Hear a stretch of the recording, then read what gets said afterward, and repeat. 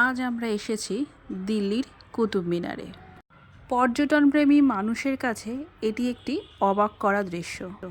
কুতুব মিনার দিল্লিতে অবস্থিত একটা স্তম্ভ, যা সবথেকে উঁচু স্তম্ভ এবং এটি ইট দ্বারা নির্মিত।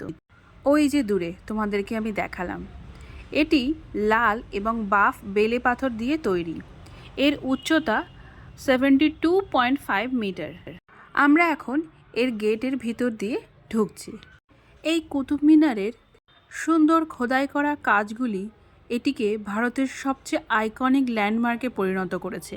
এখানে হাফ যে নির্মাণটা দেখতে পাচ্ছ, কুতুব মিনার হওয়ার পর এটা কেউ একজন হাফ তৈরি করতে করতে তিনি মারা যান, তাই আর করা হয়ে ওঠেনি।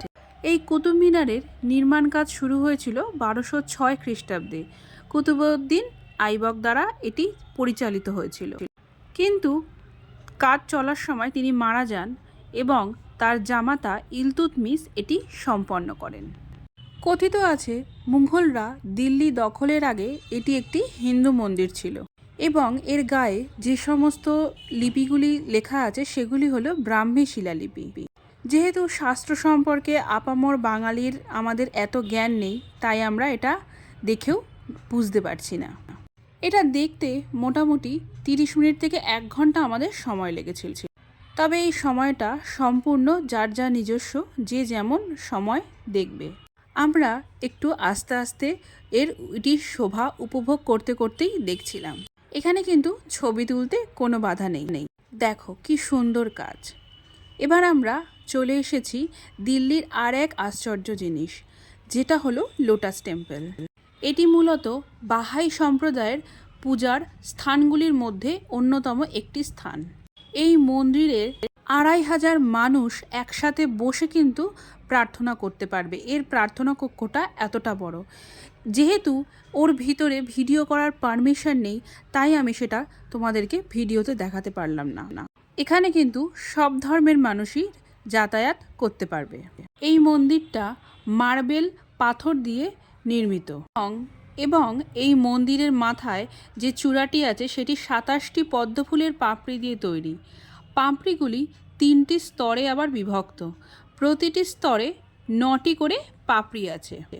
আর এই মন্দিরে ঢোকার যে দরজাটা, সেটা কিন্তু 40 মিটারেরও বেশি উচ্চতায়।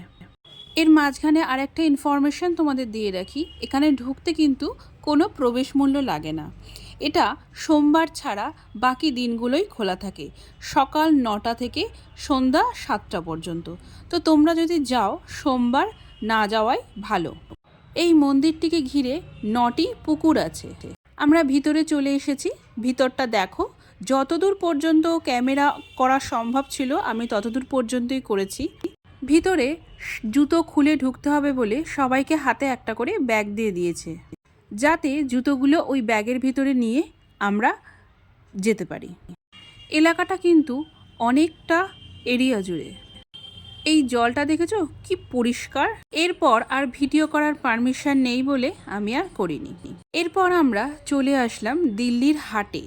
এটা হাট বলবো না শপিং মল বলবো আমি ঠিক বলে বোঝাতে পারলাম না। এর ভিতরে ঢোকার সাথে সাথেই অনেক সুন্দর সুন্দর জিনিস দেখতে পেলাম। জামা কাপড় থেকে শুরু করে ঘর সাজানোর জিনিস, গয়না, সমস্ত কিছুই এখানে আছে। কিন্তু সমস্যা হলো দামগুলো এতটাই অতিরিক্ত যে হাত দেওয়া যায় না জিনিসে। এখানে ভিডিও করা বারণ ছিল, তবুও জানতাম না বলে যেইটুকু ভিডিও করেছি আমরা না জেনেই করেছি। জিনিসগুলো এত সুন্দর সুন্দর যে তোমাদের দেখানোর লোভ সামলাতে পারলাম না। তোমরা পারলে দিল্লিতে যখন যাবে এই দিল্লির হাটটা ঘুরে এসো। এই গালিচাটার কাজগুলো কিন্তু খুব সুন্দর। এখান থেকে কিছু না কিনেই আমরা বেরিয়ে পড়েছি। অনেক সন্ধে হয়ে গেছিলো বলে আমরা ইন্ডিয়া গেটে আর গাড়ি দাঁড় করায়নি। গাড়িটা একটু স্লো করেই ইন্ডিয়া গেটের এই সৌন্দর্যটা উপভোগ করেছি। ইচ্ছা আছে পরে যেদিন দিনের বেলা যাব সেদিন ভিডিও করব। আমাদের দিল্লিতে আরও অনেক কিছু দেখার ছিল, কিন্তু সময়ের অভাবে আমরা দেখতে পাইনি। আমার ভিডিও কেমন লাগলো বলো কিন্তু।